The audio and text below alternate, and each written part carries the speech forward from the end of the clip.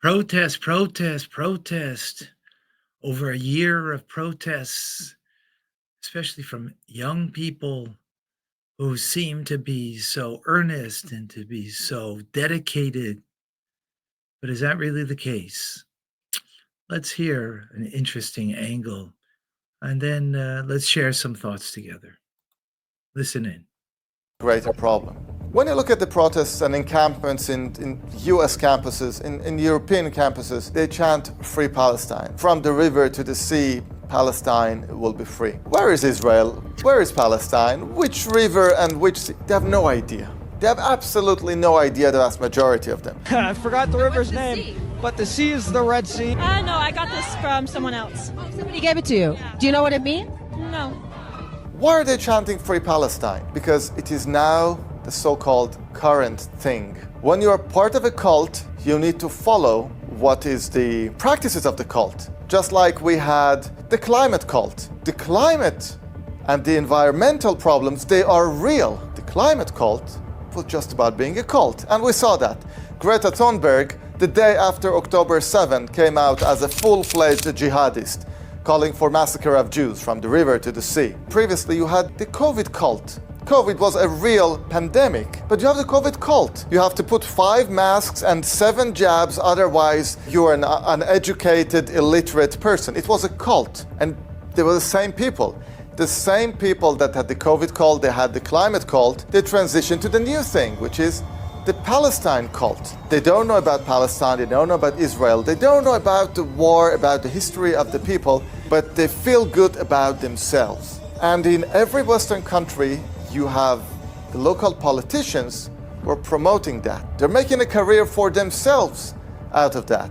You see in Britain, in France, in Germany, everywhere. You have in the US, the squad, the AOC, Rashida Tlaib, Ilhan Omar. No longer sure what part of the nonsense they're uttering, even they believe that. Of course, some of them do have true jihadist ideologies, but some of the things they're saying are so insane, they're just like, yeah, it's a parody, but it's good for vote. It's good for the members of our cult. So there is a kind of feedback loop that you get to crazier and crazier theories. Now you're part of a cult, it's a Free Palestine cult, and you're just a normal cult member. You want to become a more influential member. What do? Come up with crazier theories. Oh, now Israel is doing massacre. Israel just killed 200 babies in Gaza. And you see these stories self-propagating. And then you see AOC or Ilhan Omar in Congress speaking and saying, Israel has killed 40,000 people in Gaza, out of which 30,000 babies. These are just made-up numbers. Some of these numbers, even the so-called Hamas Ministry of Health doesn't quote these kind of crazy numbers. But facts are overrated in these cults. So you have these ideologies that are just propagating fake information, and because you have those believers, you have this feedback loop, and you get these crazy, insane ideologies that are taking a bigger and bigger portions of the mainstream in the Western world. And that is one of the biggest risks, not to Israel. We're fighting the war and we will win it. It is the risk to the West, societies in the West, because people in the West are fighting the same war with the jihadists who want to destroy them. The difference between us and many of them is that we know we're in a war. We were already massacred. I really hope that people in the West wake up before they will have to go through the massacres we went through. Wake up before woke up? Before? So my thoughts are as follows. Every human being wants to have a valued life, a purposeful life. And here are individuals who likewise want to have meaning in their life and purpose. Now, the problem with that, I mean, that itself is a very good thing, but the problem that it can lead to is the reason I want to have value and purpose in my life because it makes me feel good about myself. And there's an inherent problem there. Purpose and value is not about feeling good about yourself. It's about actually being good. Feeling good and being good are two different worlds. Feeling good is all about me. Being good, that's true purpose. So they're not seeing that purpose is about being good person. They're seeing that the purpose in life is in order that I could feel good about myself. And that's where the problem lies. I hope that that was a clear distinction.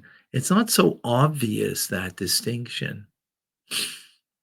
There's a beautiful story told of the fifth Lubavitcher Rebbe, Rabbi Sholem Dov Ber.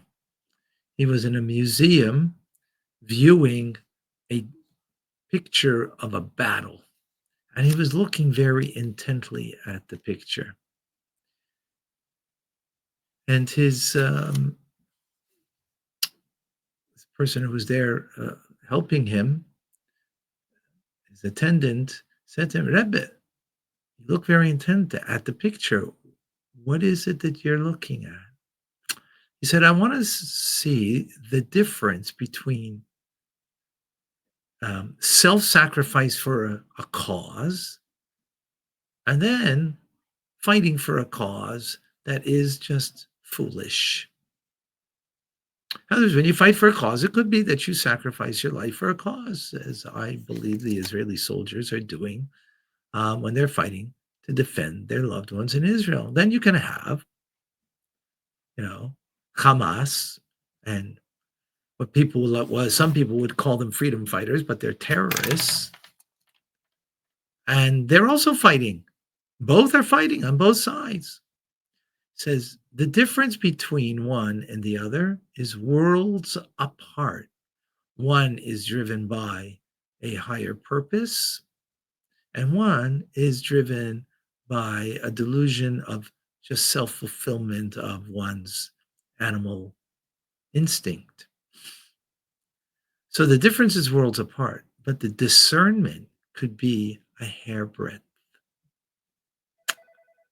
Could be just a mere hairbreadth of a difference to discern between truth and falsehood, good and evil people, those who are terrorists and those who are defenders of, of goodness, for goodness and kindness.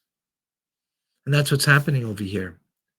Purpose in order to feel good, rather than the purpose is to be good.